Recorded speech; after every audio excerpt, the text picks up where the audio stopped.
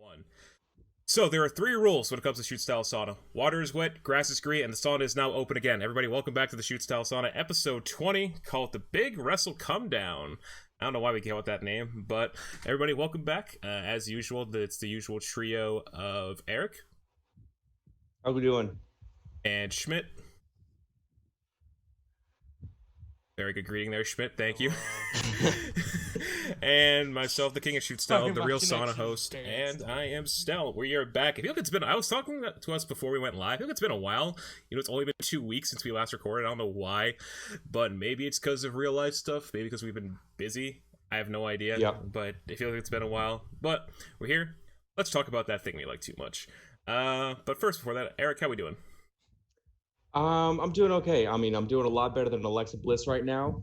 Oh yeah, we'll get to that when we talk about Extreme Rules, because that was, I did not expect to talk about that. I'm actually glad we didn't record yesterday, because we wouldn't be talking about that. How about you, Schmidt?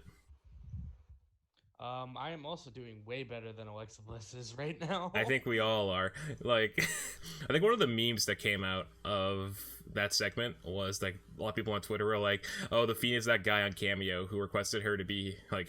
They requested Alexa to be his boyfriend, and I'm like, oh, I think that guy hired the Fiend to do that, which is a funny meme. Because Cameo is a thing, and she like charges like $500 a video for like a 30-second clip, and you know, when you're Alexa Bliss, you're gonna have those people. So yeah. And she's not married, so yeah, it's gonna happen. I feel bad for Buddy Murphy, but you know, not a thing anymore. So like, what do you guys think? Is she being captured, or is that just gonna be like she's gonna be back the next week and be like, what the hell just happened? I think it's going to be just something for Braun to get angry about and come back. Yeah, exactly. Well, Braun's dead. Is he dead? Well, we're going to get Frankenstrowman, like from 2K20. God damn it. He's gonna rise out of the beach to have SummerSlam on, and then he'll be Frankenstrowman. It's like what TNA did with Suicide. Suicide was just a character in their video game, and that's why he became a wrestler. That's true. Shout out to TJP. Yeah, TJP was him. Yeah, and that's what WWE's going to do right now. We're going to bring Frankenstrowman from 2K20, bump of the night. Oh my god! I mean that match at Extreme Rules was kind of much like a bump in the night on like an acid trip. Yeah. Okay, so like yeah, Extreme Rules was such an interesting show to me, like for all the right and wrong reasons, because like there was good stuff, like genuinely, but like there's also like, wow, what is this? Because like they had the high points, like I thought the tables match. I actually like the tables match the most on that show. Yeah. That was a good match. Like the women's title, the Asuka Sasha match, it was good, but then the finish happened. I'm like, ah, crap. That like. No, I saw the finish and I was like, that kind of ruined it for me. Like the booking, I guess it's them, but it's like, do we really need this? Like, did we? And we'll talk about more of that in just a little bit. Then the main event happened, and I'm like, what? Like, you can hear me go off of my review how, like, I was like, what is happening? Yeah. And, because, you know, there's a Strowman clone, apparently. Like, it's the old Braun Strowman. And he just took himself out. Like, what? Like, how's that? Is that a butterfly effect? Or, like, does not change anything? And then we also had, like, we had Sister Abigail, like, coming with a snake. At least I think that was. They bitched Strowman. And they're, speaking of Bliss, there's that whole weird segment with, like, the thing by the boardwalk. And they had the mixed match challenge flashback. And I'm like, okay, this makes sense, but, like, what's going on? And then the thing with the boat. I liked it. I like that. The boat was weird. The boat I didn't really understand. But I mean, it's Bray Wyatt, Bliss, so I'm like, whatever. Yeah. But I can't be surprised with him. I think he had like a big. Isn't like Wyatt kind of like pretty much figure out most of that match, or was that like a Vince thing? No, that was all Wyatt. Wyatt had a hand in most of that match. That makes sense. Control for that. I mean, it makes sense too. I mean, the ending. I thought the ending was pretty good, but then again, it's like, is he dead? I think the ending would have been better if, you know, Strowman was looking over the water and some bubbles come up, and then the Fiend comes up, and then like Mandible Claws drags him down, and then the Fiend. Then we see the ending with the Fiend come up instead of just that. Oh, so like just the Fiend at the very end, and not because it was still Wyatt originally, and then it turned into the Fiend, which is like okay. At the very end, it's like, oh wow, why is the Fiend here? But it would have. I think it would have made more sense if the Fiend at the very last second came out of the water. Mandible Claw, drag Strowman, and then the reveal. Yeah. So I mean, it's a very small thing, but like that could make sense because the Fiend does the Mandible Claw and not Bray Wyatt. So I could see. But like small details can make a big impact. This is true because like it's attention to detail too. That's what I would say because it's like, oh yeah, Bray Wyatt never did the Mandible Claw. It was the Fiend's thing, so that makes perfect sense. I mean, it still was fine. Like it wasn't. Was it? No, it was weaker cinematic matches. That was just a very like interesting one, but it's Bray Wyatt, so we can't really penalize him for that. Like it was fine. It was a decent way to end the show because we also. You want to go ahead? We also saw new Wyatt family members. Oh, those random, random people. Yeah, because you can't have Rowan and Harper anymore because they're not in the company. So it's like, we have these guys in jumpsuits. One that gets lit on fire, and Braun Strowman laughs at him. I'm like, well, this is kind of dark. And there's another guy on fire. And like there's another guy. I don't think he really did anything though. And then we had the Braun Strowman clone, which I want to see. I wanted to see how they shot that, but that was like, wow. Because like, so Wyatt had always had more people. He just never brought them on TV. I mean, he had kids at one point, but that's a whole different thing. They didn't grow up that quickly. See, my thing is, I want to see pictures of those two random guys on my desk right now. They're gonna be like NXT Tag Team Champions like years from now. Watch. Yeah. They're gonna beat Ricochet and Cedric Alexander on Raw next week. Oh, Jesus Christ, I forgot that was a tag team. See the Raw tag division, always exciting. We also saw on Extreme Rules, Rey Mysterio lost an eye, at least I think he did. And how do we feel about how that went? Well, the optic nerve was not severed, so he can pop back in. That's happened to Vader, right? Some eyesight back. That actually happened to Vader. Yeah. Mm-hmm. My friend and I were watching that the whole time, and the whole time he's like, I don't want to see it. I don't want to see it. And I'm just like, I want to see it. Pull the fucking eye out. I mean, they were going to, from what I heard, but then Vince changed it, and I'm like, oh, okay. It was supposed to be like a CGI, and then they did like a little plastic prop. Yeah, it wasn't even much. The joke eyeball. That's pretty much what it was. And I'm like, okay. And then Rollins like threw up, but it was very unconvincing. Yeah, it was very like that's a very bad job. And, like, that's just a can of corn chowder. Probably it wouldn't be, or like corned beef hash, whatever it is. But like it wasn't like the match like before all that. I thought it was good. Like it was a solid match. It was like a wrestling match. But I think Jack the Jobber pointed out really well from Cultaholic. It's like, oh, he loved how the referee like check on their eyesight every like couple minutes. It's like, oh, is his eye in? Is his eye in? Okay, no, it's fine. Keep going. I thought that was funny. But like it was fine. Like like I said, the show had high points and low points, but it was all over the place to say the least. On the meantime, there was also another show the day before that. Slammiversary happened, and that was. So have we all seen it at this point? I have not. I have not watched it, but I've seen highlights and like. Yeah, the highlights are pretty popular. Big takeaways are a lot of people showed up. Lots of people showed up, and more people showed up on Impact too. I mean, really only EC3 showed up in person on Impact, but still. So we had Gallows and Anderson show up in person to close the show. We had Heath. He's just Heath now. There's no Slater. He's there. I'm trying to think. Motor City Machine Guns came back. I'll talk about them in just a little bit. And a lot of stuff happened. I thought it was just a really good show, and we'll talk about Impact a lot later in the broadcast. But it definitely was the stronger show of the two. And there's a full review of it on YouTube. You guys want to listen to Tim's thoughts because he is the Impact guy of the group. So overall, strong show. We'll talk about like if we think Impact as a contender. Go on. We'll go back to the World WWE for a second. So a lot of interviewing has happened lately, and so on the NXT front, we had Pat McAfee. Yeah, remember him from the Indianapolis Colts? I sure do. And he invited Adam Cole onto his show, and then there's a whole discussion about, oh, you're only champion because the Undisputed Era, blah blah blah, and then work yourself into a shoot, brother. So, what do we think of this? So it's got to be a work at this point, right?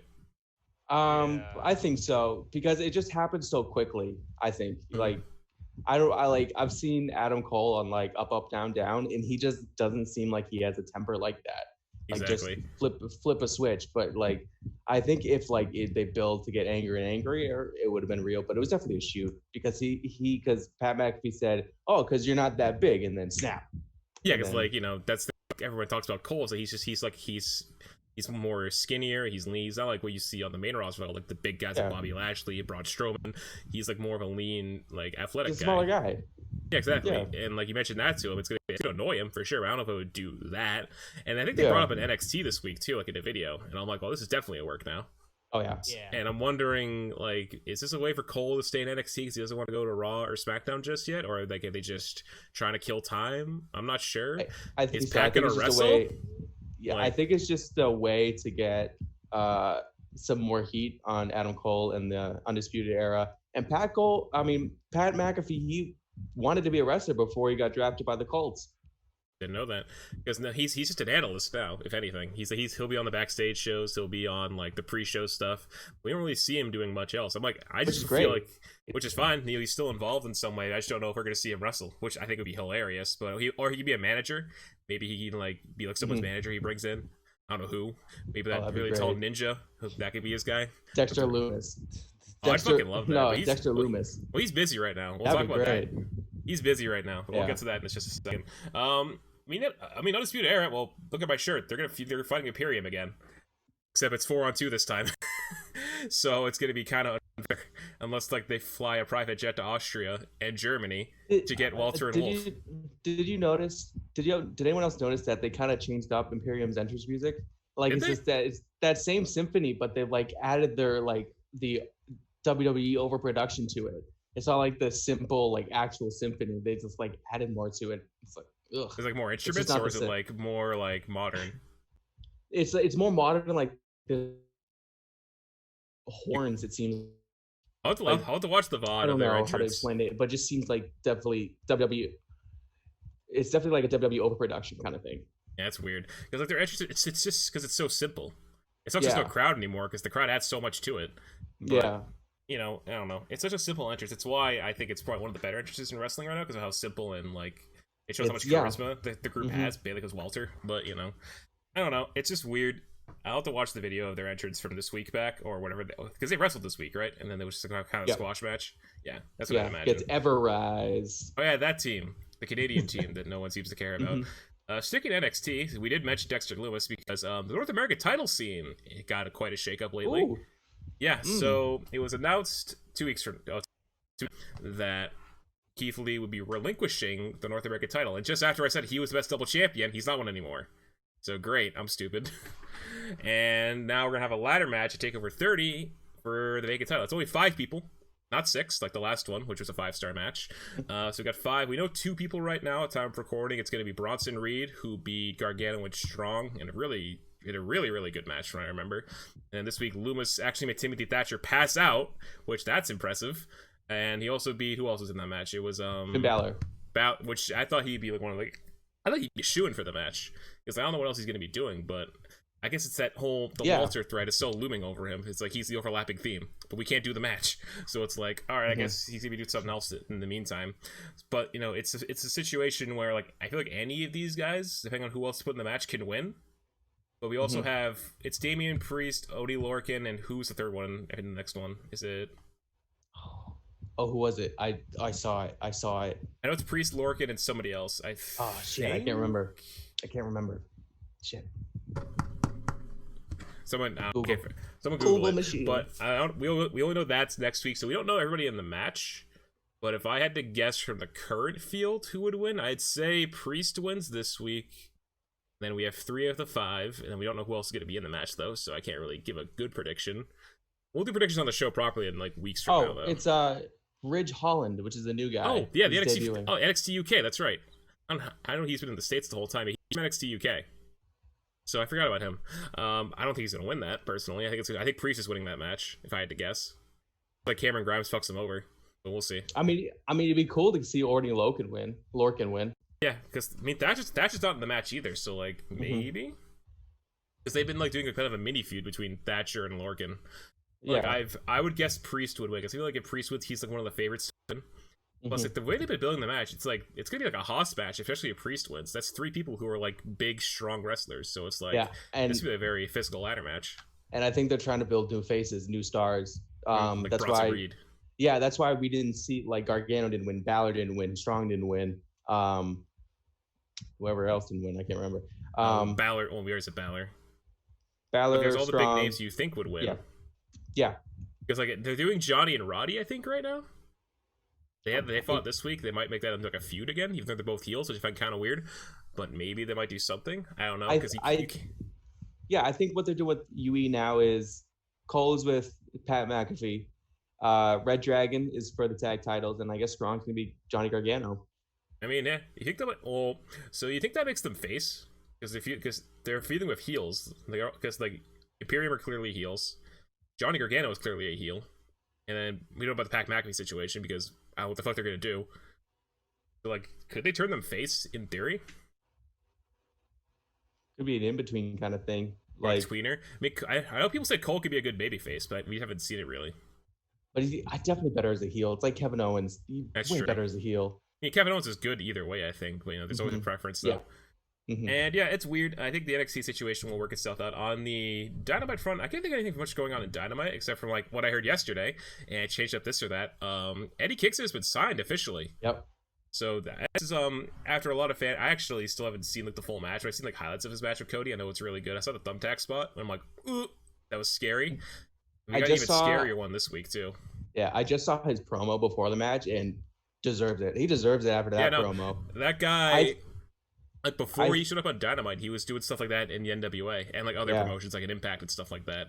So I want to see what he's gonna do next. Like he'll be just like kind of like a mid card guy, or like maybe he might like recruit Santana and Ortiz like to go back with him. I was just about to say that. Get LAX back together in some way. Because like the thing about Santana and Ortiz, it's like they're it's cool seeing him in such a prominent role in the inner circle, but it's like I feel like they just lose all the time now. Yeah, they haven't done much. And considering what they used in Impact, it's like they could be more than that. And you know they had who was it with them in Impact as like their manager? It was Conan, right? Conan, and then I think it was Eddie Kingston, or the other way around. You can get them back together, and then there you go. They can be like a big tag. They can be a big threat in the tag division. Do some great like mid card tag feuds before they get like a tag title shot again. Because I don't think they've ever gotten a tag title shot either. Yeah, like, they came out. They started off really well, but then they kind of like more like went to like a group stable sort of thing. Yeah, the AEW tag division right now is a little confusing if you think about it, because like you got Kenny's definitely going to break out and be a single star, or he's going to happen sooner or later. The Cleaners both of them are going to do it sooner. Yeah, I think those guys again. I think they're going to lose it at All Out, which was announced. Do we know who they're facing at All Out? Not yet, but I know All Out was announced. I do think they're going to lose that, but it's also they have that like feud with FTR, but FTR is also feuding with. They're going to do FTR Young Bucks at All Out. That's what I think they should do. Yeah, that should be number one contender, and the winner faces Kenny and Hangman for the belts on a special episode of Dynamite, and that's where FTR wins the belts. And that's what causes the breakup. I think it would be better to have Kenny's heel turn on free TV. Because that's that everyone will see that, and it'll be a big deal. Especially if that main event's a show, then what's gonna happen. Because like I think it's more likely that Kenny's gonna, because Kenny sees like how Hangman's being like friends with FTR, because the whole drinking thing overlaps with each other, and like the whole, I think like the Mid Atlantic thing they have, because they're all from the Mid Atlantic, as we found out this week. So like they all have this common thing, and that's the whole thing of like Arn Anderson's like involved with FTR now, because there might get Cody involved too, so it might be like another modern day Four Horsemen thing. So if they do that, you're gonna need Kenny to break away from him and become a singles guy again. Is it too much of a pun to have Adam Hangman Page in the Four Horsemen when he rides a horse? Is it too much of a pun? I mean, like I think it's a coincidence. Like they all got to ride horses then at some point. You have FTR driving like on FTR's car has horsepower. Yeah. Page rides a horse, and Cody, I guess you could say, is a workhorse, if anything. Would Warhorse also be included in the Four Horsemen? He gets signed. He does rule ass, as I found out this week, and he likes headbanging. I mean, I like knew of Warhorse before, but then I watched his videos before the match. Like, this is fucking hilarious because I can relate to this dude. Yeah, you guys saw his video. I don't know if you guys saw the video of like Danhausen calling him and told him to punch Arn Anderson in the dick before their match. It's actually really funny. but it was like, so go ahead. Can you make the argument that if they do bring back Four Horsemen, that's too much of the old NWA, WCW, Dusty Rhodes era that Cody's bringing back? Like it's almost a carbon copy. Are we surprised though, knowing Cody? I was honestly a little bit. I was kind of hoping he'd bring something fresh in. Like it's okay to bring a couple of like that nostalgia stuff back, but you got to come up with new stuff to stay relevant. It's true, but like that's kind of like the overlapping thing with Cody since All Elite started, is that he always has like these big storyline focused feuds that have like these old callbacks to old school stuff. With Sean Spears with Tully, the whole Blanchard Rhodes thing, stuff with the stuff with Jericho had some old school moments. It was more like that's probably the closest thing to like a modern era thing. Yeah, like, that was probably the most freshest thing. all this and Rhodes at All In was all about, Cody's gonna win the title. His dad. It was all about his dad in the end, like him being like the first father-son duo to hold the belt. But like they also played the legacy of the NWA title at the time. But of course, that title has done even more since then. We'll get to all this in a bit actually, but with Cody, the stuff of MJF, it got controversial because the whole whipping thing. But I think the match actually didn't deliver in the end. It was fine, but I don't think it was the match we were all expecting. The whipping thing is actually kind of a callback to ECW because that's how Tommy Dreamer got really his hardcore image. Is he lost a Singapore cane match to Sandman and he had to take 10 lashes with a cane. Stick. Yeah. Ooh, that sucks. That fucking sucks. Looks like he also had Wardlow help him out, which also sucks even more because that hurt when he did it to him. That was awful. And then like the stuff with Lance, that cuff. Because you brought Jake Roberts in.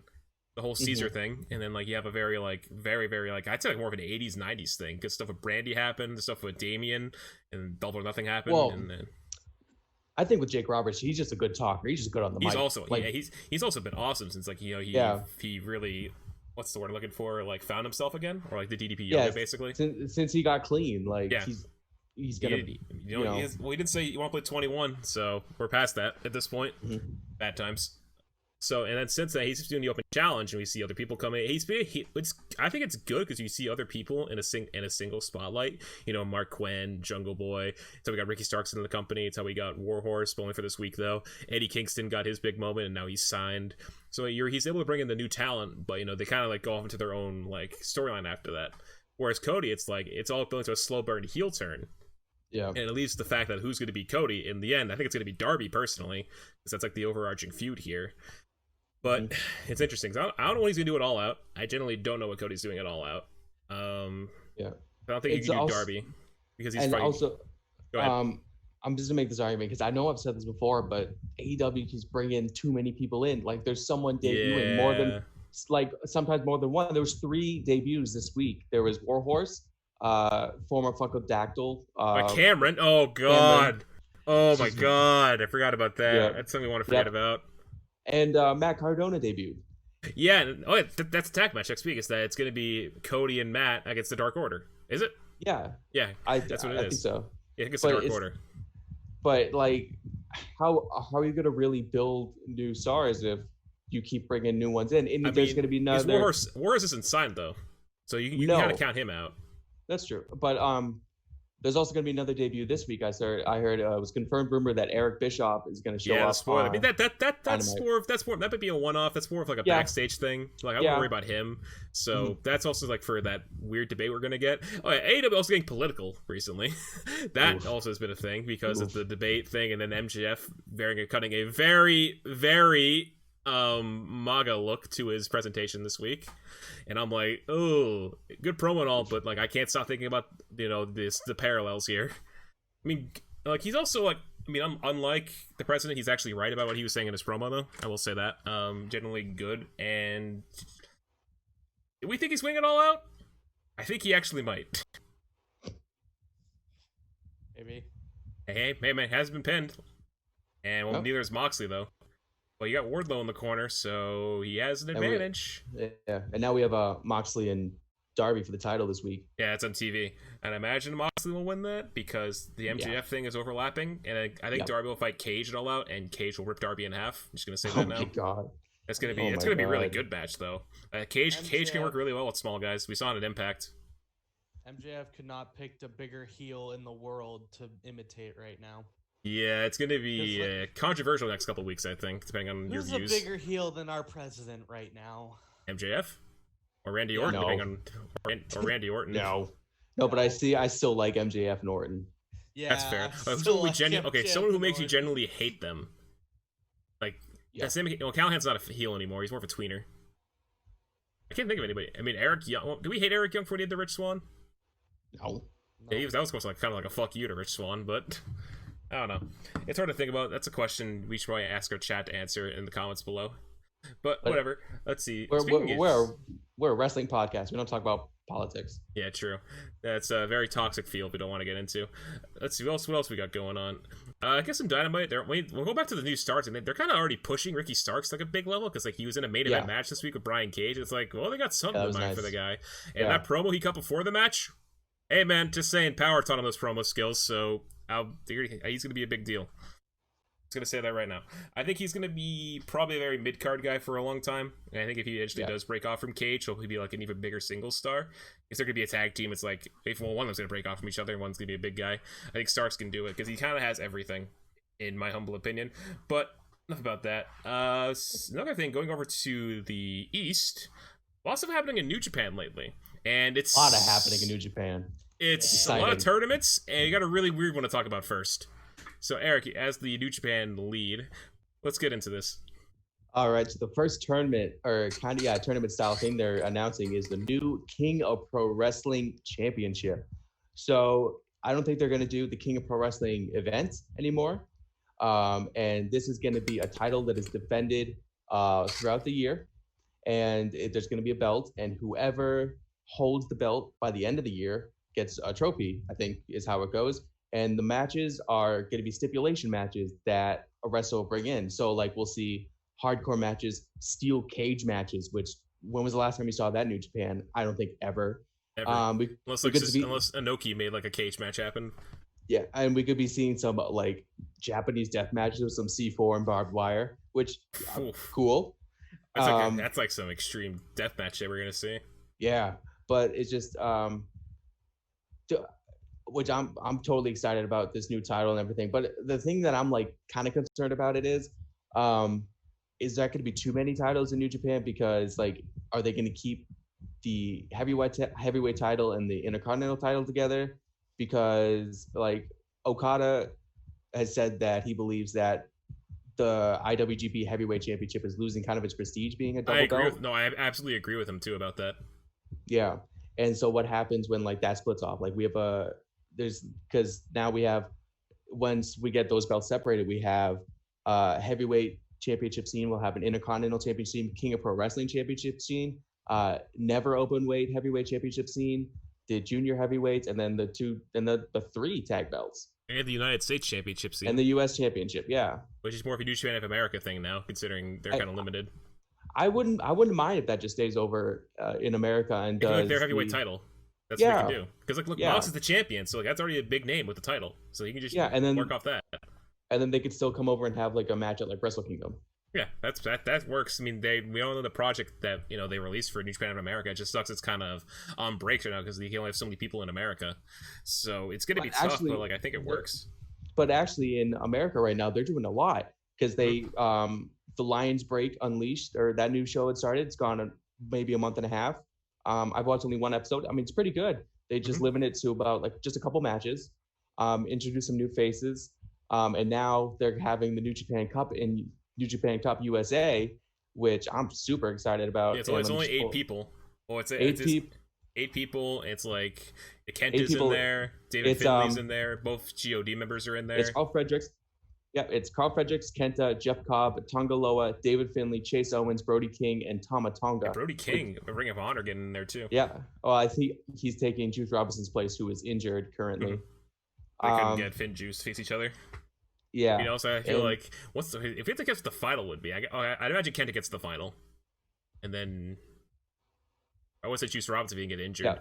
And the winner is going to have a future opportunity for the IWGP United States Heavyweight Championship, which makes sense because it's the U.S. New Japan Cup, and whenever Moxley wants to work over, I guess in California for New Japan at this point, he can go and do that and have the match with whoever. Yeah, it's just up to whenever he feels ready.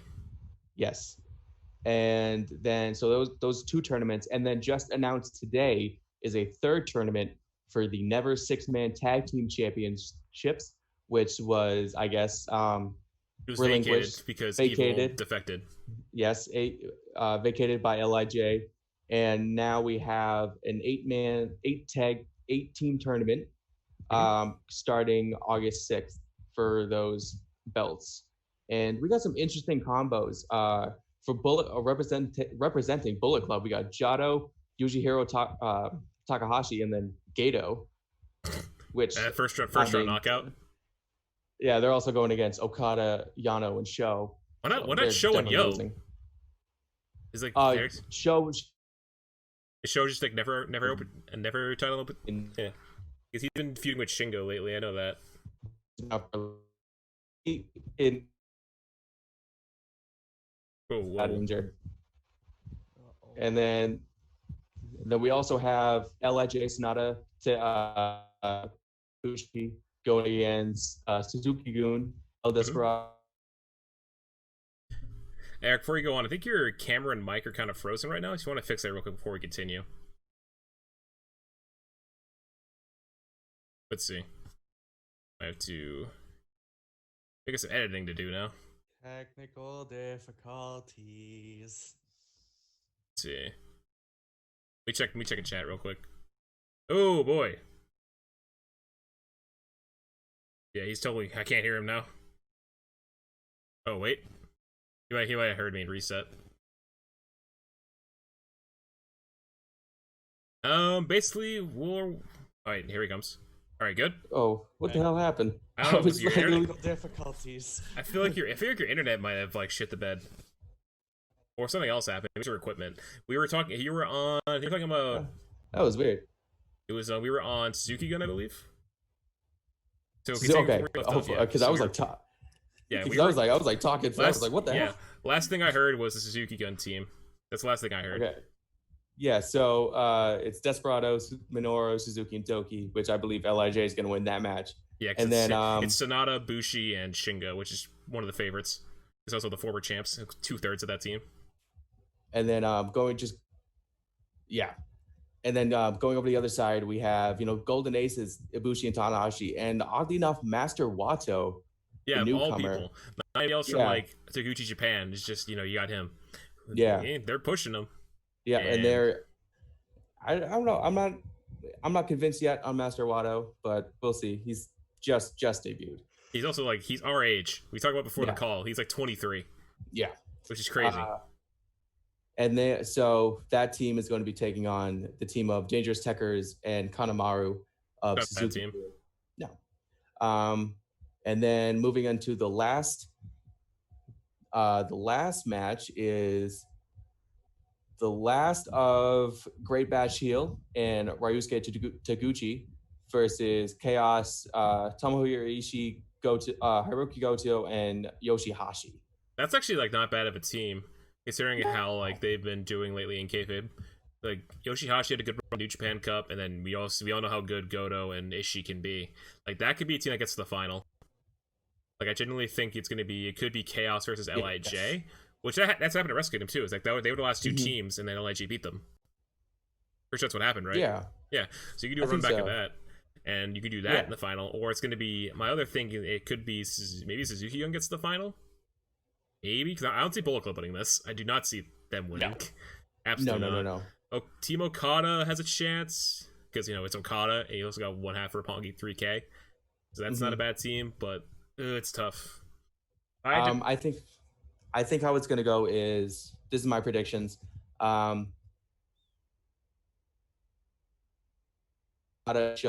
People Club and then Lij Suzuki-gun, but then that's the hardest match, I guess. I think Ibushi, Tanahashi, and Wato is going to beat Suzuki-gun, and then Chaos is going to beat Great Bash Heel, and then probably Chaos would beat Ibushi, Tanahashi, and Wato. So I'd imagine Chaos would win that, considering there's the weak link in the Taguchi Japan team. And then and then I think what's gonna happen is Okada, Yano, and Sho. Oh no! Ooh, I think they lose to Lij. I think Lij is the more complete team. Yeah, I think Yano or Roppongi 3K's rep takes the fall. Back to Okada, considering how he's been treated lately. And probably Yujihiro Takahashi is gonna interfere on that one because they still have their match at. I forgot about that. Summer Struggle. Yeah, that's right. That's like Okada's thing right now. That's just random match for him. He's having to work some weird matches this year, considering how he's being booked and like the whole talent situation. Yeah, well, there's no, they don't have those two top belts anymore for him to go after because they're just one now, and I don't know when they're gonna do if they're ever gonna separate them because I don't know what they want to do. I do think Okada is going to be the first King of Pro Wrestling champion. I think it's going to give him something to do at least. Because, like, if you're not going to have him go after the top belts, because that's more of like a Bullet Club versus LIJ thing right now. Yeah. It's going to be like Okada's going to be perceived in some big way. He's like a good first champion to have. I don't know why it's not Minoru Suzuki, because he's the King of Pro Wrestling. But, you know, gotta give it to the younger guy, in Okada. So it's going to be interesting. Like, I want to see like what they also bring in. Like, will they do a last man standing match? That'd be kind of cool. Maybe New Japan will do their own taking Hell in a Cell and actually make it good again. It's just an idea, you know, because everything we know what happened in the U.S. What else they could do? Ladder match, that could be the final for all we know. Yeah, like the trophy or the title or trophy above the ring. They have so many ideas. It's just a matter of like who brings in what stipulation, and I think they've shown they can do it pretty well. Cause I thought the death match wrestling was really good. I think they can. They have the wrestlers that can put on the match. They gotta figure out how they're gonna do it and produce it. I guess because you know it's rare. We'll see. That's just about it for the New Japan news stuff from Jay White teasing he was going to show up at an event and just no show. And just one last thing is the end of the Summer Struggle Tour. I think you might have cut out. A baseball stadium there. And our announced is Evil Two Belts defending his championships against Naito, and then Hiromu Takahashi is defending the IWGP Junior Heavyweight Championship against Taiji. Yeah, this is making up for the Wrestle Dynasty show, I'm guessing, right? Yeah, I think so. That's gonna be like, when is it again? It's like after like SummerSlam basically, or before SummerSlam? August 29th, so I think it's after SummerSlam. It's the week before All Out. It's the week after, but it's in between SummerSlam and All Out. I'll have that's a predictions calendar.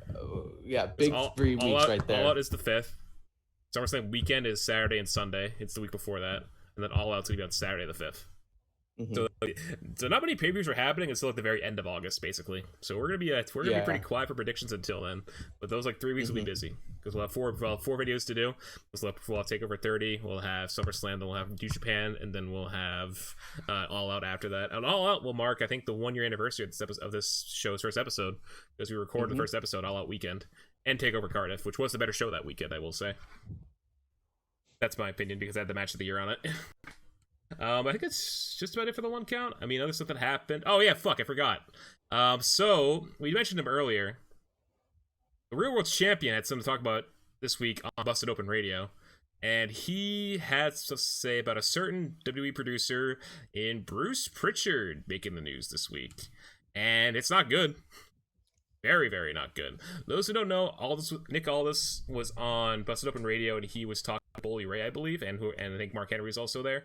And he was talking about how Pritchard I think still doesn't see him as like a big deal.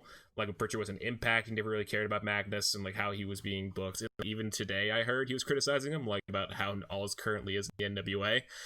And he spoke out about that. I think he compared TNA's ratings when he was champion compared to the current Raw ratings. And fun fact, Aldis drew better than current Raw did when he was an Impact, as it turns out. And I'm like, ooh, I know we don't talk about ratings much, but yikes.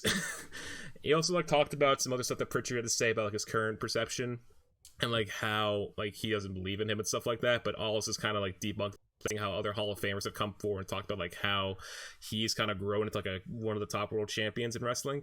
I mean, my money, he is the best world champion in wrestling right now, but can't really be fair about that considering NWA is inactive. I think pre-COVID, definitely. Right now, it's hard to say because he can't really do anything, unfortunately. Okay. Yeah, but it's tough. But I just think I think he's justified. I don't know why Pritchard didn't see anything of him back then, especially now, too, compared to what he was back then. This is just my take in why like someone like Aldis like deserves more credit. He was my most underrated pick for a reason. But I don't know, what do you guys think about this? I think in my opinion, like right now, Aldis is just a big fish in a small pond. Because like we really haven't seen him on like a global major show. Yeah, like Impact, like when he was in TNA, he wasn't new. He wasn't main event. Yeah. He was new. That's where he started. Yeah, I mean the biggest show he's been involved with is All In. And he lost the title that night. Yeah, and it wasn't the main event or anything. The middle of the show was the highlights of the show from what people talk about it though. Because Cody Wing was the big thing. Yeah. Other than that, he's just been stuck to. Because he is the guy that he is the guy that carries the National Wrestling Alliance is the thing. He's kind of the guy who was like the forefront of that promotion. Like, yeah, he's the guy. Yeah, he, I mean, just in general too. Everything I hear about, like behind the scenes too, like he is like the leader. He's the guy to go to when it comes to stuff like that. He's helped that promotion kind of become relevant in its own way on social media. NWA Power was a success in its time before it had to go away because of COVID. Everyone like had that other option to watch some old school style wrestling. It's a whole studio wrestling approach that they have. It's very different. It's something different. It's like the old days. It got people talking, and it sucks that they can't do anything right now in terms of wrestling, and like they were getting somewhere, and now that he's stuck, it's tough to say what's going to happen next. I mean, they'll be back, we just don't know when. Stu Bennett, who works at the NWA, said probably not until 2021, considering how they want to play things, even if things get better in the US, but we'll see. But yeah, if all this had to go somewhere, I mean, I don't think he's going to ever go to WWE at this point, considering what Pritch had to say about him and like how he feels, I think, about some of the system there. But he would be a good fit in either promotion, I think, because he's a bit of a throwback wrestler when we look at him too. Very old school look, very old school promo. That's kind of like how the NWA is, though. He's a very good talker. He has like that old school like strong style, like he wrestles like a very Haas way. But I think he has psychology. He has the ring skill. Has the character work. Is either a good guy or a bad guy. He's better as a bad guy. But I don't know I think we would see him in All Elite if he did go anywhere big, or maybe he'd do the Open Challenge. That'd be a cool idea. Maybe he can send Cody over the edge if he ever did beat Cody for that title, but I doubt it because he's not signed. That could be a cool like ghost of his past though, because all is said about the NWA when he beat him for the title. Why not do a third match? Maybe that's All Out for all we know. I doubt it, but just an idea. Could be a cool idea. We'll see. But that's just about it. Other stuff than that, it's just mainly about sad stuff. Kairi Sane's gone now. We didn't talk about the whole problem with the title thing, which was. That kind of happened with Extreme Rules. Kind of did touch about that on Extreme Rules, though. Oh, I have a thing to say about the Kairi Sane thing, though. You want to go ahead? Yeah, sure. What do you got, Schmidt? Have you seen Bully Ray's freaking response tweet to that? I heard about it. I didn't read it, though. Basically, so I heard that he was criticizing how like she left, which is because she posted a tweet like right after her final segment.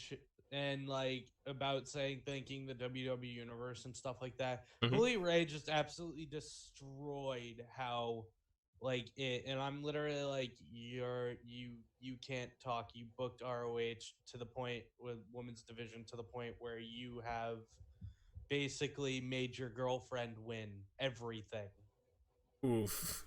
Yeah, like ROH women's division has always been like kind of everywhere. Like, I don't really pay attention to the Women of Honor. I know that they've tried for sure, but Ring of Honor has always been mostly known for their men's division, like world title, tag team, TV championship. I never really hear about it because they have like a lot of partnerships too. So they have like other people from like Joshi Roshis come in for Ring of Honor, and like Impact people might stop by. Other people from like other indies places might come by, but it's tough. I think the stuff for Kairi, it sucks like seeing her go. Like, my take with her is, like, she was really, like, someone you can get behind in NXT. And it sucks, like, her main roster and really didn't go as long as I'd hoped. But my thing with her on the main roster was, like, we were never really given much to invest in with her, if you ask me. Like, the tag team was good, don't get me wrong. The tag team work was great. But, like, we never really given anything else to work off of with her. Like, it sucks. Well, like, go ahead. She did get hit with the injury bug. And, the concussion, that's right. And then the case of Nia Jax. Yeah, that was a really rough time. Like, there was a lot of discussion about that. But, like, she kind of had it rough. Like, didn't help that she got a concussion, as we said, and stuff. And, like, the start of this year wasn't great either. But, I just feel like I think she will be missed. It sucks that, they lose another talent. But, she definitely deserved all the credit that she got from like everybody on the roster who thanked her and everything. Like how she tweeted about all the support she got from everybody. So it sucks, but it looks like she is going to go back to Japan from what we're hearing and spend time with her family. And I've heard that like if NXT Japan ever starts up, which X to doubt because that's Japan we're talking about, and New Japan won't be too happy about that. She might like be like exclusive to NXT Japan, but like that's got to happen first. Like I don't think Bushiroad's going to be happy. Like good luck with that one. We'll see though. It's sad. Best of luck to Kairi Sane, though, and everything that she does from here. Or Kairi Hojo, as she used to be known as. We'll see. So moving on, that was a long one count, not gonna lie, but hey, who's gonna complain? Moving on to the superstars of the week, I should say. We alluded to them earlier. This is actually the second tag team to win Superstar of the Week. The first one happened not so long ago. It is the Motor City Machine Guns. Alex Shelley and Chris Sabin with the win. I see Eric doing the Michigan pose. That's actually what it is, from what I found out recently. Because that's actually, I think it's like that's like where they're from, like where he points on his hand. Yeah, Motor City. That's where Motor Detroit City. is. Like, that's where they're from, is that they point to. Which, actually, I didn't know that, like I said, until someone pointed it out lately. Like, that's really cool. But yeah, the reason we picked them is that they came back in a big way.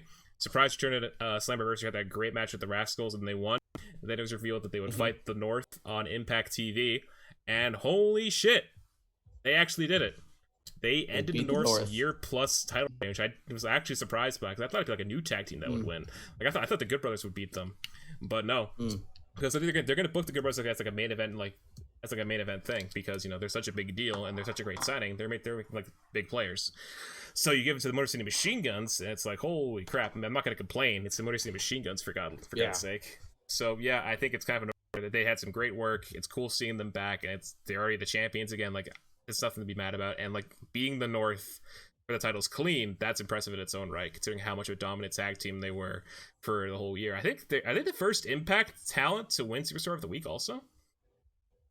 I believe so, yeah. Yeah, because I remember Rich Swann almost won it back in November, but we opted for somebody else instead that week. I remember, because I'm like, you know what, Rich Swann would be a good choice, but we went with somebody else. I think we went with, I actually forget. I think Cole won that week instead, or somebody else won from like one of the two promotions.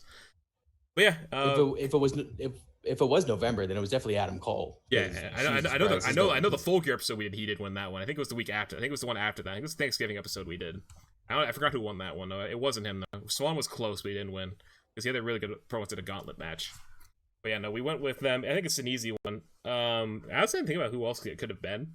Like, maybe it could have been like Bronson Reed, but like I don't think it's as like big of an impact he made. No pun intended, because I said impact. But we'll see. Peraza would have been good too, but like I think the return that the Motor City Machine Guns had was just too big to ignore. Like the way they won the belts too, where it's like, holy crap, no one saw that coming. But yeah, Superstars of the Week goes to the Motor City Machine Guns. They join the group, second tag team never win, behind FTR. But tag team wrestling getting better and better as the year goes on. So with that out of the way, we're gonna go back into a quick game of this or that. It's a recurring game on the channel where we do a prompt and we all pick one we say better. If you want to explain why, we feel free. So I'm going to get it loaded up. This one is themed around decisions. So a lot of the prompts that are going to be said are going to be like, would you rather? You can only book one of these two. The bolder decision. Or you can erase one moment from history. Or you have to, I should say, depending on like how you guys feel about it. And some other ones, but they're mostly those ones. Like there might be like a better title reign or like a better moment one. So that's like the main contents of this one. Next episode, I don't think we're going to do this or that for the sake of, we've done almost every episode lately. We might do a quiz next time. So Eric will quiz us all on wrestling trivia, or like do one person at a time, depending on how we want to do it. I got some very hard questions. Hard. We did some practice ones before, and they're actually pretty tricky ones. There's some trick questions that I got stuck on too. Like I think one of them was like, who was first elimination in the decade 2020? I'm like, oh, it was Elias. I'm like, nope. I forgot there was a women's match. It was Liv Morgan. So that's my page is loading right now, so give me a moment to find everything. Come on. I know you want to be slow, Google Docs, but you can do it. I believe in you. Let's see. Okay, we're getting somewhere. Yeah. That's episode 19. I keep them all documented, so I don't do repeats. That's how I do this. Alright. There we go. Alright, so starting with WWE related ones, we got 10 prompts for WWE. So the first one up is, would you rather, and this is actually a current situation one, would you rather have Edge vs. Orton be for the WWE title or stay non-title when Edge returns? Non-title when Edge returns. It doesn't need a title. I do agree, but I think having the title would be like really cool. No, it's gonna put the title. I don't think it needs it. Like I don't think it needs it either. If I would say non-title, because like the whole thing of Orton going for the title has to be worried, but like I don't think they need it. They didn't need it. They needed it to begin. It was a personal feud. Yeah, that's how it all started. It's just gonna put the title in the background. It's gonna make it not mean anything. Yeah, and it also hurts Drew, because if Drew loses to Orton, then what do you do? Well, I heard that what they want to do with Drew is they're gonna take the belt off him, and then he's gonna win it back when their crowds are back, so it's more meaningful. Not till next year, probably, or the end of this year at the very earliest, if you ask me. Maybe WrestleMania next year. Not a bad idea. He'd probably have to win the Rumble again, which I wouldn't complain, depending on how they did it. Or like they'll do like a redemption storyline where like he might win the chamber match instead, and he'll face whoever the champion is, which isn't a bad idea. Yeah, so it looks like both of us are in agreement on that one, so non-title. All right, so you can only book one of these matches: Brock versus Keith Lee or Brock versus Matt Riddle. Brock versus Keith Lee. This is actually really hard. Matt Riddle. Oh yeah, Matt Riddle. And we saw like a teaser of it in the Rumble this year with Brock and Keith, which was cool. And then we also we know the history between Brock and Riddle because he wants to retire him. He wants to retire him. Straight shoot. Yeah, they're gonna go all MMA. Yeah, that's it. Do the fight pit with them. They should do that. Do the fight pit. Bring it back for that. That'd be awesome. I'm gonna say Riddle. Like Brock versus Keith does sound awesome because it should be a big Haas fight. It should be a big power match. But I'm gonna say Brock versus Riddle. All right, here's a fun one. You had to erase one event from history. So it's Goldberg beating Kevin Owens or Goldberg beating The Fiend. One has to go away. Oh shit. Goldberg beating The Fiend. That was the stupidest shit of this year. Goldberg beating Kevin Owens, because if he didn't beat Kevin Owens, we wouldn't be in this mess. Yeah, true. We wouldn't. Well, it would have been. Kevin Owens would have main evented Mania. Kevin Owens would have main evented Mania against Jericho. But also Jericho would have won the world title in the main event. You could have also made the argument that Jericho would have never left WWE to go to New Japan. That's what made him leave. Yeah, he revealed that's like one of the big things. That was like the final straw with him. He's like, I don't want this to happen. Yeah, because he would have made event in Mania and won the title, which I would have been a huge deal because like he usually loses at Mania almost all the time. So maybe he did lose that. Well, no, dude, who won? Did KO win at Mania, or did Jericho win? Yeah, no, KO won the U.S. title. Yeah, Jericho won it back. That's what it was. Let's see. So if I had to erase one, Goldberg beating Owens, because like I could agree, like we probably live in a whole different world if Jericho never left WWE, and like I think a butterfly effect. Yeah, because I think like Goldberg and Roman, if Goldberg and Roman happened, it would have been okay, and Roman would have won, so we'd be in a better situation. So, but it sucks that COVID happened and it changed everything. Now we're still Braun as champion, but he's dead, so who knows what's gonna happen next? Boulder decision. What's Boulder? DDP Stalker angle or the Muhammad Hassan angle? Muhammad Hassan. Stalker. Oh, we actually got a disagreement with that one. No, Muhammad Hassan. That's global politics. Yeah, that's true. So on SmackDown in 2005, when Muhammad Hassan was feuding with The Undertaker, he sent down a bunch of masked men to attack The Undertaker, and literally the same day, like it was taped. Bombings. It was taped 2 days before, but it was on a Thursday. It aired the same day as the London bombings. Bad. I forgot taste. About that. It was bad. Wrong place, wrong time. Yeah, it wasn't WWE's fault at all. It was just bad timing. It's just stuff you can't control. And Muhammad Hassan was never seen again. And The Undertaker killed Muhammad Hassan. And we never saw him again. Until he returned to wrestling, I think just like this year. Yeah, something like that. And he's not even Middle Eastern Muslim. He's freaking Italian. He's Italian. Which it's like how Jinder Mahal is Canadian, but he's trying to make him Indian. So yeah, I'm gonna say Hassan too. It's just like the DDP stuff was like, ooh, it's unsettling, but like, ooh, like real world shit with the Hassan stuff. Yeah. Okay, better title reign. Daniel Bryan is the Planet's champion, so it's WWE title reign until Mania 35, or Kevin Owens is Universal champion. Oh man, that's a tough. I like KO as Universal. I'm gonna go with KO's Universal because that's the back of my phone when I saw them. Oh, a house show. Is that a house show? Is that a live or is that Raw? Okay. It was a house show in Lowell, Massachusetts. We got our seats upgraded for free to front row ringside. That's awesome. And also that's where they were filming some promotional stuff for like Kevin Owens DVD, and I'm actually in it. Oh, really? That's fucking awesome. I'm gonna say Brian because I think the stuff that Brian did in like the 6 months he had that like character was just amazing. The promos he cut, like when he first turned, it came out of nowhere, and like how he's just an asshole to everybody, and like the whole stuff of Rowan, he brought Rowan into the picture and actually made him like a good character, and like the whole Kofi stuff happened from that too, and he can't really complain about like how his reign ended. Yeah, but it just sucks how KO's ended, as we just talked about. Yeah. Okay, so this is it's more traditional. Mania 24 or Mania 28?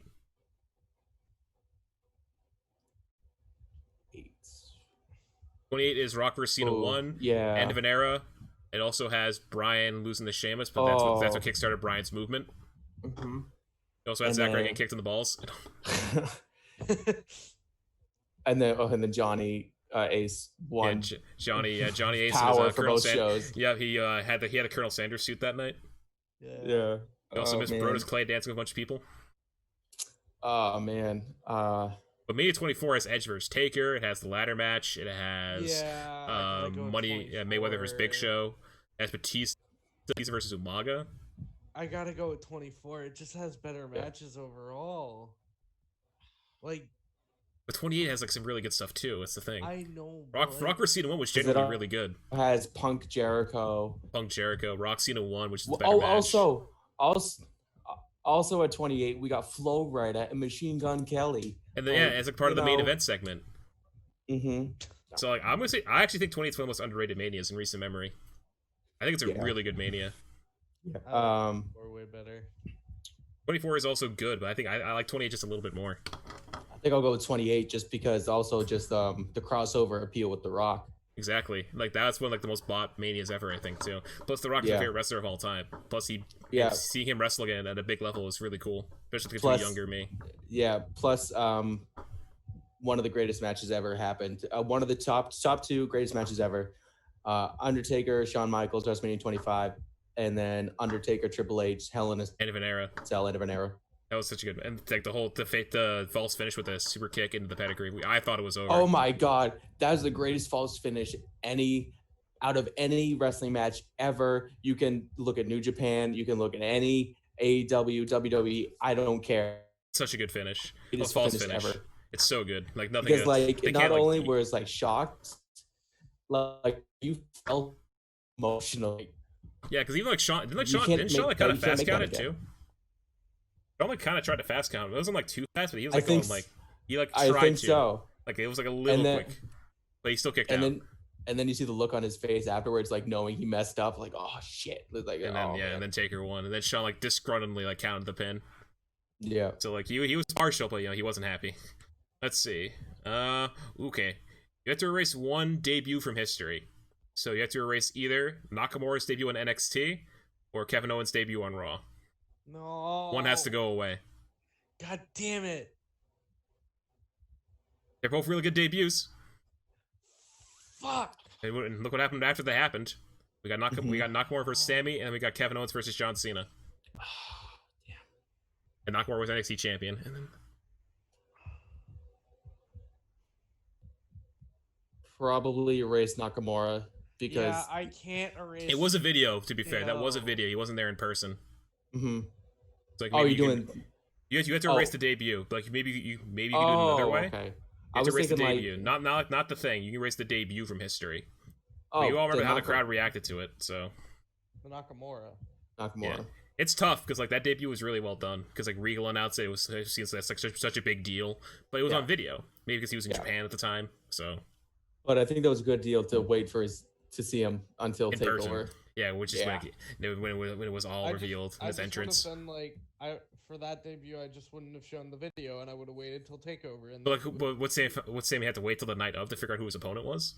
Yes. So like, so you would do it so like Sammy comes out, and then Regal comes out and introduces Nakamura. Yeah, and then it would have gotten like a huge pop. Yeah, because then we wouldn't know. Like it'd be all rumor at that point. So did he actually sign? Is he staying in New Japan? Yeah. So, but also like trying to. Oh, but it's on the network, so I mean, there's no pay-per-view buys. Oh yeah, true. They have to market that. You would lose some marketing and saying like you wouldn't know that Nakamura would be there, but there is like that rumor if you're like on like the insider side. Mm-hmm. Yeah. All right. So next, let's go back to matches. You can only book one. This is women's this time. Lita versus Becky Lynch or Trish Stratus versus Sasha Banks. Only one can happen. Lita versus Becky Lynch. Yeah. Oh wow, it's actually unanimous. Because like Trish can still do it. Is the thing about Trish. Like her match with Charlotte was pretty good last year, but like Lita has like the character and like the charisma behind her.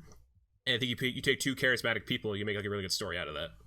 Yeah. So I think both would be good, but I think you can get more of like a character thing with Lita and Becky. Yeah. Let's see. The better moment. Punk winning at Money in the Bank 2011 or Daniel Bryan winning at Mania 30? You know my answer. Both really iconic stuff. But then again, would one happen without the other? No, without Punk, Bryan would have for sure. Yeah, so I'd probably has to be Punk for what it did. Mm-hmm. Yeah, I still remember one of my but I'm still going to go with Bryan because he beat all 3 members of Evolution, and it was at WrestleMania just because of the fact it was at WrestleMania. True. And it was before double champs became more common. It was for both belts. Yeah, so it was early. It was early in that before they made into one championship. Yeah, because Orton was champion. He was the first one to hold both belts for a little bit. I still gotta go with CM Punk 2011, Money in Bank 2011. I would say Punk too for what it did to the industry, but you can't deny the Bryan one. Yeah, we didn't know. Plus, we're not erasing one. It's the better moment. That he completely we didn't know that he signed or anything, so we all thought he was gonna lose and everything, and then we saw him win, and you're like, holy shit, he's taking the belt. And then we find out later. But then everything else from there was kind of weird. That's just that. It just sucks how it all happened after. I mean, we did get Kevin Nash's return. It's true, and it worked. It was fine it worked out by Survivor Series, so we were okay. It worked out, but it could have been better. Let's see. Next up, erase one event from history again. So we have to erase either Austin breaking his neck against Owen Hart or Brock breaking his neck at Mania 19. Austin breaking his neck. Austin breaking his neck. But if you can argue that if Austin didn't break his neck, he wouldn't have became Stone Cold. He wouldn't have had that feud with McMahon. He probably would have been the ringmaster still. He wouldn't had to adapt his style to that brawling style that he had. That's and he true. Wouldn't have but the big thing is he wouldn't have had his career feud with McMahon going. Yeah, it's true. He also did his career because of it. Eventually when it caught up to him. But with Brock, it's that's Mania. But breaking your neck. Yeah, but there wasn't. He didn't. No, he never broke his neck. He had a concussion. Was he? Oh, concussion. I'm an idiot. Yeah. It still sucks what happened. Yeah, no, he just kind of knocked out. Yeah. Still won the match, but could have been cleaner. Still sucks. Let's see. And last one for WWE. Would you rather have NXT with Dusty Rhodes' booking and writing, or NXT with Triple H and HBK's booking and writing? So it's kind of like old NXT versus current NXT. Current,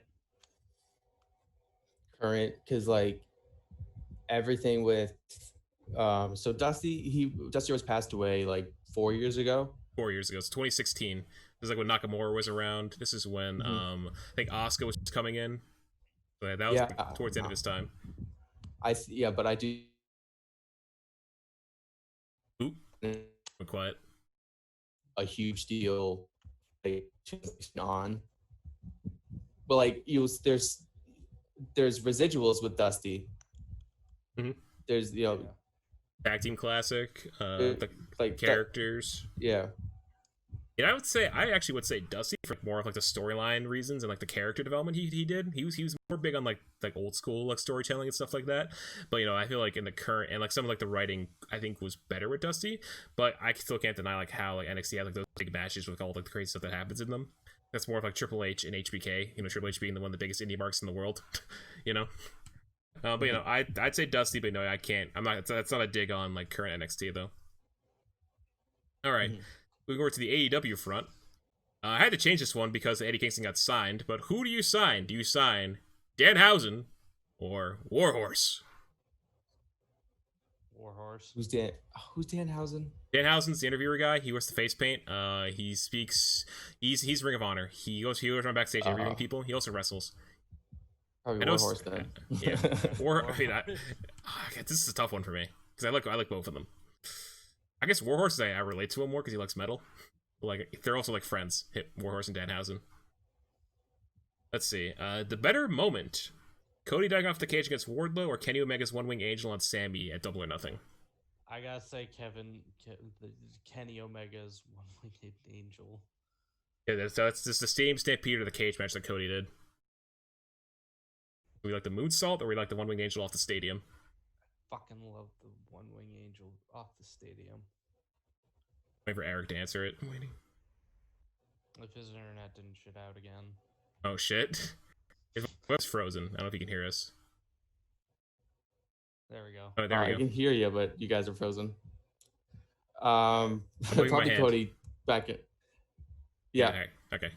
I don't know what the hell is going on, but Yeah, I guess it's your internet. Anyway, maybe. Probably Cody backflip off the cage. That was like a really cool moment, and like that's like won the match too. But they both won the match with these moves. But the Kenny Omega one was really cool because it's a good way to end the match. And like Sammy took an insane bump. But ooh, let's see. I must say Omega considering like the visual of it all, and that's how he won the match for his team, and like everything that led up to that moment too. But like the Cody one also is like one of the biggest moments in AEW history so far. Like the visuals of it, he was bleeding and all that, and then he won the match. Got a cool promo after. But it's a tough one. Okay, you can only book one. Luchasaurus versus Lance Archer or Ricky Starks versus MJF. Luchasaurus versus Lance Archer. I want to see that. Yeah, Luchasaurus Lance Archer. Ooh, let's see. So we got a hoss fight or like a more technical match. That's the difference. The differences are. Oof. You turn Stark's face against MJF. That's for that. I'll go for the hoss fight. That's a really hard one though. Let's see. Theme songs. Orange Cassidy's new theme or Orange Cassidy's old theme? Because they changed it recently. Yeah, the old theme's way better. The new theme's I don't think it works. Yeah, it's like it's the best friends theme just worked with Orange Cassidy. It's so easy. I like the beat of it more. Yeah. I don't know why they changed it. Let's see. They use this like a team now. I think too. I think just to separate them from best friends. But like, it's weird though. I don't get it. I don't know. That's just me though. Okay, you have to erase one of these events of history. MJF turns on Cody, or Moxley's debut. Oh. MJF's turn on Cody. Yeah. You do it at a later point because you can't like the Moxley one did like it put so many eyes in the promotion that are still there, and like he just left WWE at the time, and now here he is like a month later, not even a month later, and here he is. Like, it's like he's found himself again, and now look where he is now. Yeah, you could MJF like on an episode of Dynamite, but like it was a pay-per-view. He threw in the towel, kicked Cody in the balls, and the drink thrown at him. And then that fan got taken out of the arena because like that was actually a legit like thing that happened. Yeah. Let's see.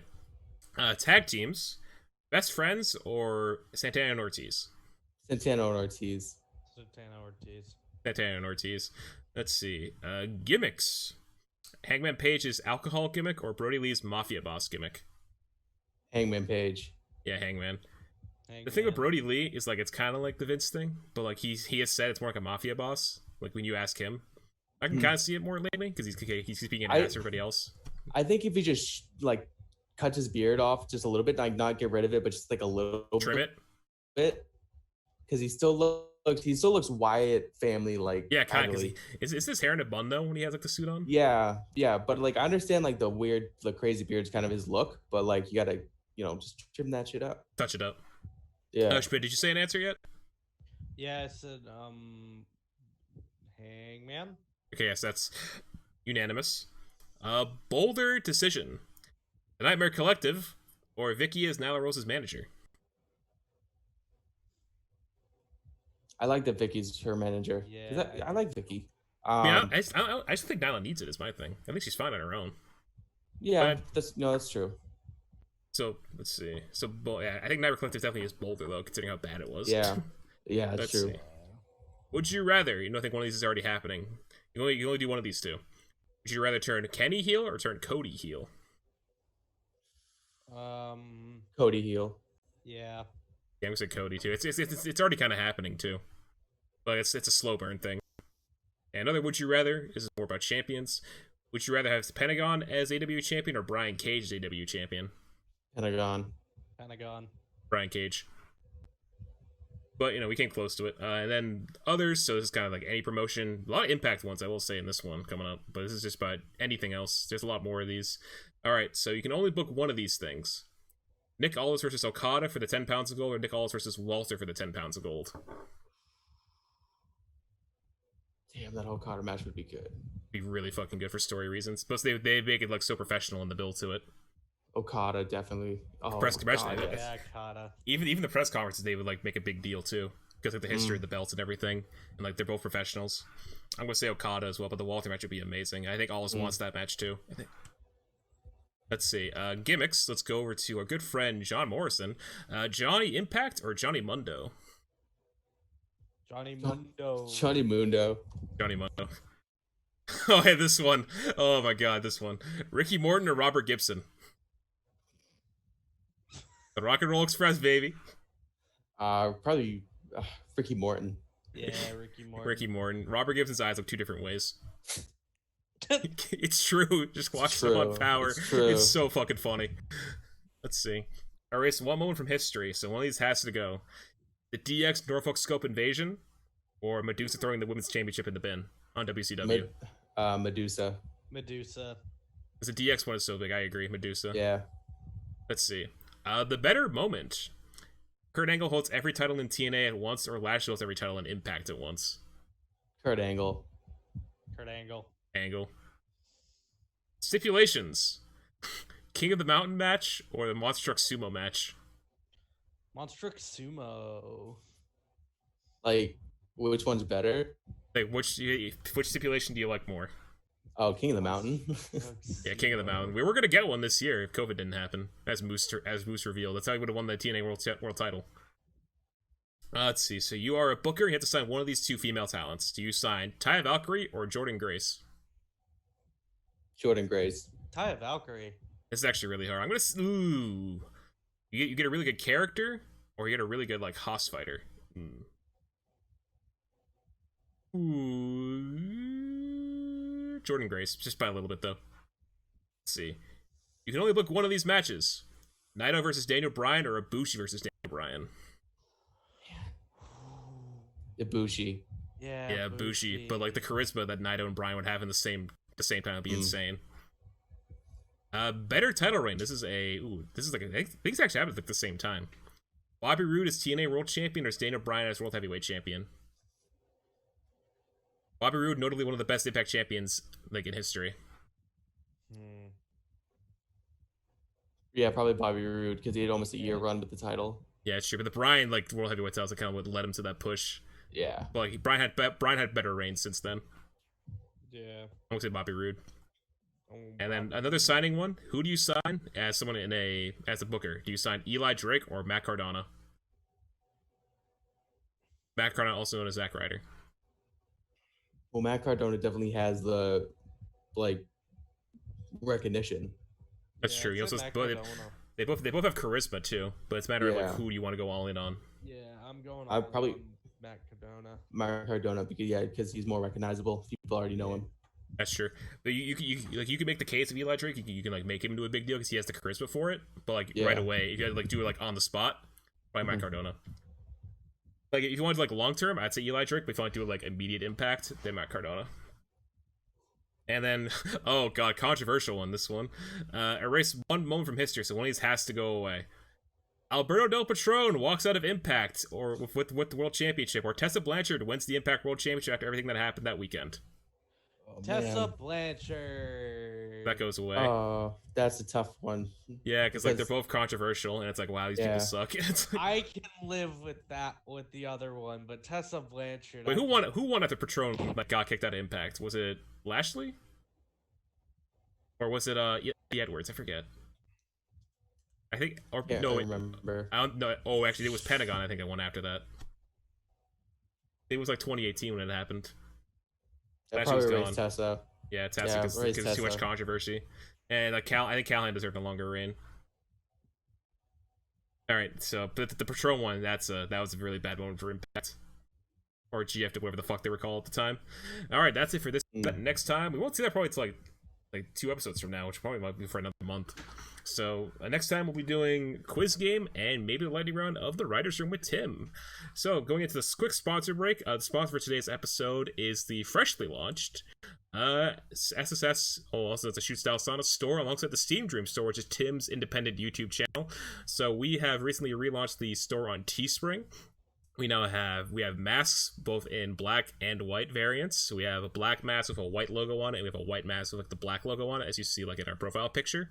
We also have, I think we still have the towel up for sale. I think we also have like some other things. I need to look at it though. It was just launched today.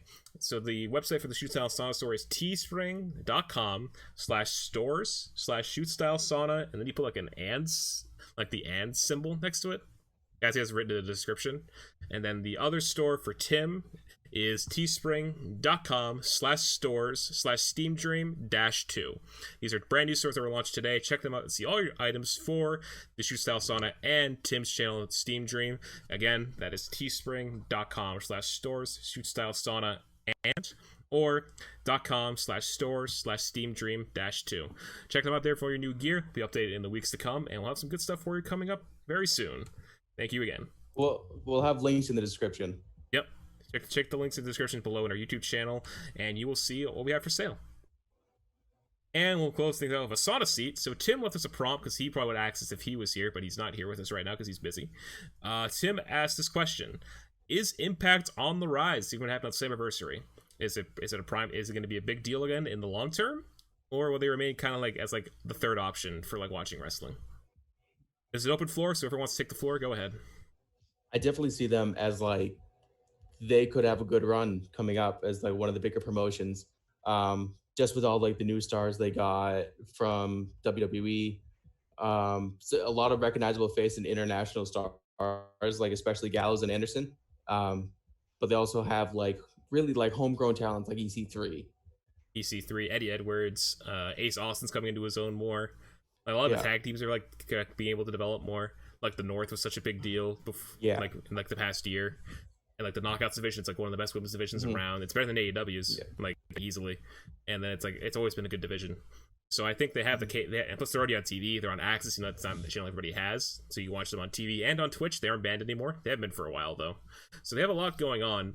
Plus they're like, you know, they're trying to figure out like what they're gonna do with their new stars. They're still like bringing in other people. It looks like EC3's are like in a cool storyline with this new character. We're seeing more about him every week, and looks like he's feuding with Moose for the Impact, like the TNA World Title right now. And Eddie is kind of figuring out who he's fighting next. Eddie's doing the open challenge thing. So he faced Trey on Impact this week and he won. And then they're also doing some other unique stuff. They're doing a thing called Wrestle House, which is like this weekly, like kind of like a mini episode of TV series where they're like, it's kind of like a reality thing, like where they're in this house, and it's all these characters from the show like walking, like living with each other. It's different, and they have like a backyard wrestling kind of thing going on too. It's like a cool video package thing that they're doing. It's kind of cinematic. And then they have the tag team division, which just got a really big boost because of Gallows and Anderson and Motor City Machine Guns. So I think it's gonna be a really good time for them to really show that, you know, they can still do it. They're the machine that keeps on going. They just don't stop. Like they're hard to kill, as their pay-per-view was called earlier this year. Impact will not die. It just refuses to die. Like they've been through a lot. We just talked about El Patron and how bad that was, and like the mid 2010s were a rough time for them. But hey, this could be what turns it around. Maybe we'll see. I'm wondering what their world titles will look like a couple months from now. Like, will EC3 be champion, or like will they do like a double champion thing with like the TNA world title and like the Impact world title? Because like Moose has like the now white strap Impact title because he changed the strap of it, which actually looks kind of good with the white strap. I'm not gonna lie. And the world title, we'll see what happens. Because like Eric Young, it looks like he's gonna be like a main event guy. He has like a whole new character. It's like he's more like psychotic, and like what he did to Rich Swann was pretty cruel. So I'm intrigued to see what they do. And if they bring anybody else in, like, well, I would say Rusev, but Rusev is apparently done wrestling. If you guys didn't find out. I think that was a joke. Well, he just got banned from Twitch. He did get banned because of Lana. Because what happened was that Lana was like wearing a bathing suit, and apparently a rule is on Twitch you can't wear a bathing suit on stream. Looks like it's like for like a good reason. Yeah. So he not good. He has videos on his YouTube channel about what he's done, which sucks. He tells like a lot of stories on there, about, like his time with WWE, like other stuff that he always likes. But you know, it sucks. Like maybe he's working us. Like people do that. They say they're not going to wrestle again, but then they show up anyway at whatever promotion they go to. So we'll see. I personally would like to see Rusev at Impact if he does wrestle again. 'Cause I think they could use him more recognizable name. It can help them a lot. Guy you can put in the world title scene, no problem. And also, hey, the X Division title scene is also like kind of changing. It's like William Mack just lost the belt to a new guy, and now they're gonna build the X Division scene with like a bunch of new talent. So like, maybe they can get like, if they want to have like Chris Sabin and Alex Shelley mess around in the X Division scene for a little bit after they lose the tag belts at some point, that'd be cool. Or like other people will come in, like maybe have like Motor City Machine Guns put people over, like singles and tag team wise eventually. I think they'll make it work. I think when they get crowds back, eventually, I want they can go, they can do like a bigger arena. Never get to that point, which I think they could maybe. Probably not for a while though, like in the long term maybe. People also, they might get like a partnership with New Japan, but I doubt that, considering like there was a whole issue when they got back to TV because New Japan was on Access, But then Impact came on and New Japan left. So it's like, yeah, don't know about that. And then there's also when Okada went on an excursion from New Japan, he was an Impact. He was a security guard. Oh no, he was like. Oh, and you went quiet. That's not good. You good? Oh no! What's happening? I think it's his internet. Technical difficulties, guys. We will try and fix this as soon as we can. All right, I see you. Oh, there we go. So Okada and Impact. Let's keep going. Okada. So it was just. Are you kidding me again? What is this? I hate the internet sometimes. Well, he's just a name now. Oh, what the fuck? Jesus Christ. Internet's pooping out. Are you good? All right, I can see you. You're moving. Yeah. Okay. Okay, so Okada Impact. Let's try this again. Okada and Impact. So he's just going by Okada, and then he was like the sidekick from the Green Hornet. I can't remember his name. I forgot about that movie.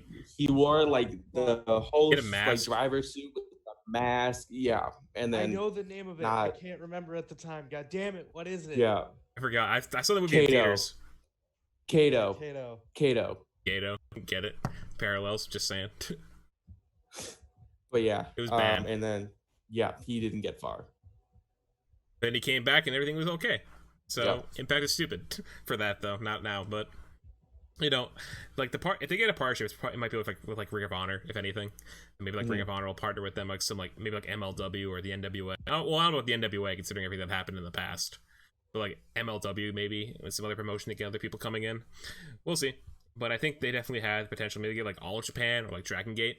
I think they were part of like some Japanese promotion before like they changed up things and all that stuff. COVID happened, but I think they can do it. I think they will eventually grow into like the third option, like for wrestling. You'll have WWE and AEW at the top, you like Impact below them, and then like NWA will be there too, and like Ring of Honor will also be mixed in there. But like Impact will probably stand up like above those two as like a go-to option. You know, it depends on what happens. So that is all I really have to say about the Impact situation. Anything else you guys want to add? Nope. Still have never seen Impact in my life other than the. Jesus Christ. Tim is gonna be really mad when he hears that, like he was in the predictions video. For those who don't know, when Tim was editing the predictions video for Slammiversary, he sent us a Snapchat of him like just looking at Matt's reply about the Knockouts match and just being real disappointed.